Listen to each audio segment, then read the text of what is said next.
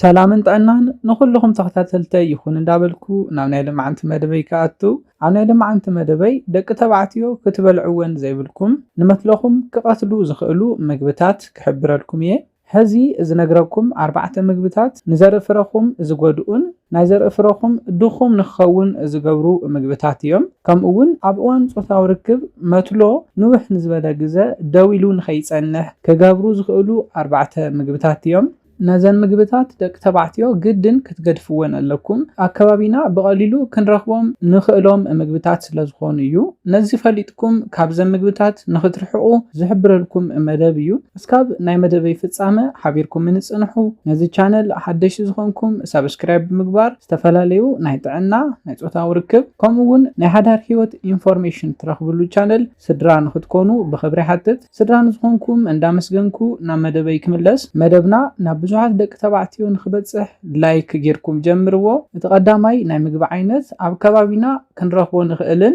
ኮይኑ ግና ኣመትሎኹምን ኣብ ዘርኢ ፍረኹምን ሳዕቤን ዘምጽእ ምግቢ እዩ ንሱ እውን ኣኩሪ ኣተር ንብሎ እዩ ነዚ ምግቢ ብቐሊሉ ክንረኽቦ ንኽእል ኢና ኮይኑ ግና ደቂ ተባዕትዮ ኣብ ትበልዕዎ እዋን ኣብ ውሽጡ ዘሎ ኒውትረንት ዘርኢ ፍረኹም ድኹም ንኽኸውን ዝገብር እዩ ናይ ዘርኢ ፍረኹም ጥዕንኡ ዝተሓለወ ንኸይኸውን ዝገብር እውን እዩ ምስ ኣኩሪ ኣተር ተታሒዙ ድማ መትሎ ንውሕ ንዝበለ ግዜ ጸኒሑ ጾታዊ ርክብ ንኸይትገብሩን ቀልጢፍኩም ናይ ዘርኢ ፍረኹም ወይ ከዓ ስፐርምኹም ኣፍሲስኩም ንናይ ጾታዊ ርክብ ስንፈት ወይ ከዓ ስንፈተ ወሲብ ንኽትጋለጹ ናይ ምግባር ዕድሉ ብጣዕሚ ሰፊሕ እዩ ስለዝኾነ ደቂ ተባዕትዮ ንኣኩሪ ኣተር ካብ ምብላዕ ተትቁጠቡ ይምረጽ እቲ ካልኣይ ናይ ምግቢ ዓይነት ሶዳ እዩ ሶዳ ኣብ ዝተኣሸጉ ምግብታትን መስተታትን ዝርከብ እዩ ሶዳ ብፍላይ ንዘርኢ ፍረኹም ብልዑል ካብ ዘዳኸሙ ምግብታት እቲ ሓደ እዩ ብዙሓት መጽናዕትታት ከም ዝሕብርዎ ሶዳ ንናይ ደቂ ተባዕትዮ ናይ ዘርኢ ፍረ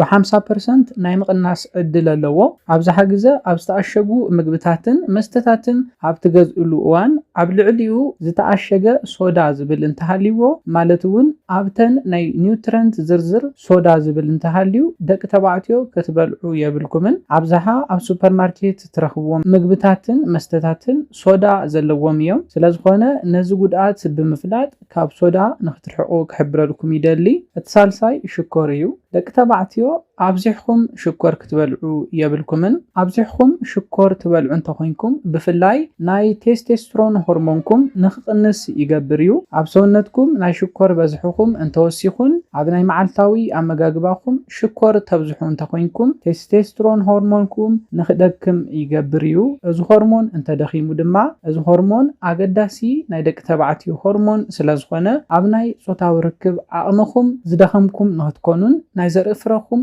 ድኹም ንኽኸውንን ይገብር እዩ ስለዝኾነ ሽኮር ኣብዚሕኩም ተጠቒምኩም ናይ ቴስቴስትሮን ሆርሞንኩም ዝተሓተ ይኸውን እዩ ዝተሓተ በዝሒ ቴስቴስትሮን ሆርሞን እንተሃሊኩም ድማ ኣብ ጾታዊ ርክብ ድኹማት ንኽትኮኑ ስለዝገብረኩም ናይ ሽኮር ኣጠቓቕማኹም ክቕንስ ኣለዎ ሽኮር ክብል እንከለኹ ከምኒ ልስሉስ መስተታት ኬክ ኮታስ ዝተፈላለዩ ካብ ሽኮርን ጥዑም ነገርን ዝተሰርሑ ምግብታት ዘካተተ እዩ ስለዝኾነ ሽኮር ክብል እንከለኹ ንሽኮር ገዲፍኩም ካልኦት ጥዑማት ነገራት ብልዑ ማለት ኣይኮነን ነዚ ክብል እንከለኹ ግና ሙሉእ ንሙሉእ ሽኮር ኣይትጠቐሙ ምባለ ኣይኮነን ኩሉ ነገር ብዓቐን ክኸውን ኣለዎ እምበር እቲ ራብዓይ ንመስሎ ዝጎድእን ናይ ዘርኢ ፍረኹም ጎዲኡ ዝተሓተ በዝሕን ዝደኸመ ዘርኢ ፍረ ክህልወኩም ዝገብር ድማ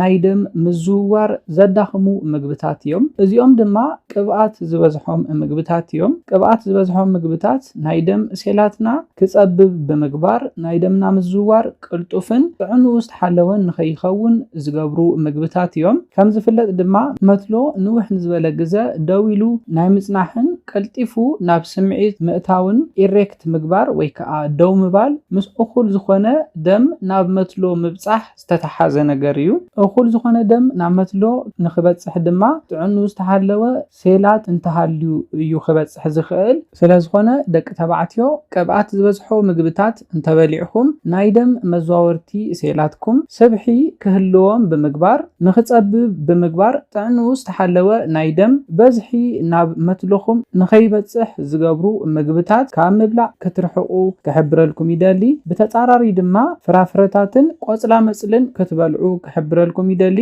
እዚ ካብዘን ፍራፍረታትን ቆፅላ መፅልን ብምብላዕ ጥዕንኡ ዝተሓለወ ፆታዊ ርክብ ክትገብሩ ትኽእሉ ኢኹም። ስለዝኾነ ደቂ ተባዕትዮ ካብዘን 4 ምግብታት ካብ አኩሪ አተር፣ ካብ ሶዳ፣ ካብ ሽኮርን ካብ ቅብኣት ዝበዝሖም ምግብታት ክትርሕቁ ክሕብረልኩም ይደሊ። ካብዘን ምግብታት ብምርሓቅኩም ጥዕንኡ ዝተሓለወ መትሎን ጥዕንኡ ዝተሓለወ ናይ ዘርኢ ፍረ ንክህልወኩም ይኽእል እዩ። ጥዕንኡ ዝተሓለወ መትሎን ናይ ዘርኢ ፍረን እንተሃሊኩም ድማ ኣዕጋባይን ተናፋቅን ፆታዊ ርክብ ምስ በዓልቲ ቤትኩም ወይ ከዓ ኣፍቃሪትኩም ንክህልወኩም ልዑል ዝኾነ ጥቕሚ